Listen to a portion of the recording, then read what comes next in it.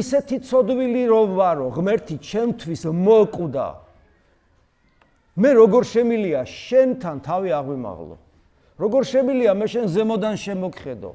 როგორ შემილია მე შენ განგიკითხო, როგორ შემიძლია მე შენ ხელი კრა, როგორ შემილია მე შენ უგულობას ყო, როგორ შემილია მე შენ არ შემებრალო თუ ცოდავ. ნახეთ როგორი სიტყვებია. თუ არ განიკითხავთ, არც მე განგიკითხავთ, ხოლო თუ განიკითხავთ, მეც განგიკითხავთ. ანუ მიმწევებლობა, უპირობო არის გადარჩენის, ცხონების ფორმულა. ეს ძალიან ბევრს არ მოსწონს. იცით, პირველი ნახევარი ქრისტიანობის, რაზეც მე ვსაუბრობდი, მისი მისტიკური მხარე ყველას მოსწონს.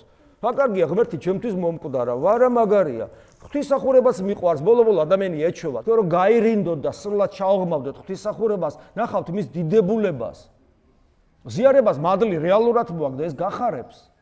და ბოლო-ბოლო ადამიანს სინდისიც უმშვიდება, ახსარებას იტყვის, მადლი მოქმედებს, რატომაც არა და ძალიან ბევრი ადამიანი ღვთისმსახურების აი ამ ნაწილს ქრისტიანობისას იღებს, მაგრამ მეორე ნაწილს ვერ იღებს, რომელსაც ქვია მოყვასთან ურთიერთობა და ამიტომ ძალიან ბევრია მოწოდებული ეკლესიაში და ძალიან ცოტა არჩეული, ესეც ქრისტეს სიტყვებია, იმიტომ რომ აი ამ მეორე ნაწილის გაკეთება ადამიანისადმი უპირობო სიყვარული ძნელი შესასრულებელია,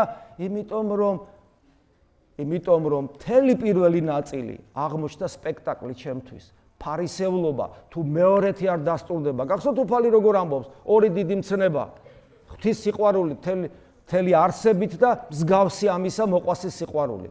როგორც საკუთარი თავისა, ანუ შენ თუ გინდა ღმერთთან ყოფნა, არ უნდა მქონდეს ის წარმოდგენა, რომ სხვას არ აქვს უფლება ღმერთთან ყოფისა. სხვას აქვს უფლება ღმერთთან ყოფნისა და ეკლესიის ისტორია, თვით სახარება, მოამრავი მაგალითი იცის, რომ ქვეყნის ამომგდები და ყველაზე დიდი ბოროტომოქმედი და ყველაზე საშინელი ცოდვილი რომ იყო, ის ასწრებდა წინ მართლებს და ესეც უფლის სიტყვებია, არც ერთი სიტყვა ჩემი არ არის.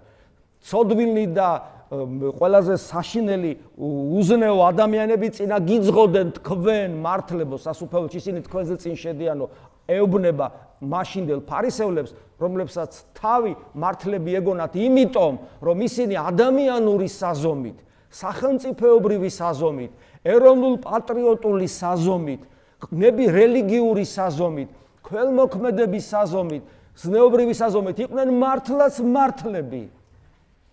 და საოცრება იცით რა იყო, ისეთი მართლები იყვნენ, რომ ქრისტე ვერ იცნეს, იმიტომ რომ მათ ქრისტე არ ჭირდებოდათ.